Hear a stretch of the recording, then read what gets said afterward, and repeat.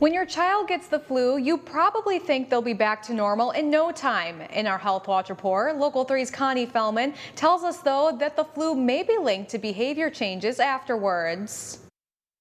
The number of pediatric flu deaths is estimated to be nearly 200 per season. About a quarter are in kids under 5.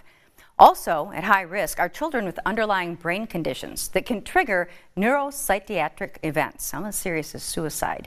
A new study looks at the possible connection between the flu or its treatment and suicidal thoughts.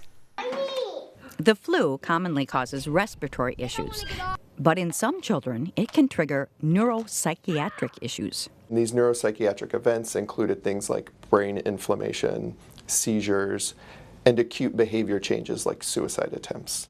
Also, anxiety and depressive episodes. Of the 150,000 children with the flu, 1,500 of them suffered a neuropsychiatric event from the flu.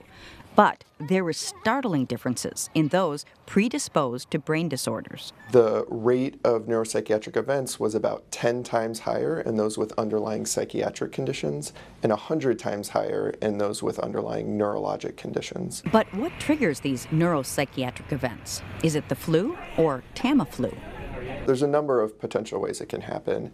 It's very well known that flu can cause inflammation in the brain and cause something called encephalitis and encephalopathy that causes acute behavior changes. But also, the antiviral TamiFlu, or oseltamivir, has a black box warning for neuropsychiatric events. Dr. Antoon advises parents to discuss these risks with pediatricians to decide about flu treatment or not.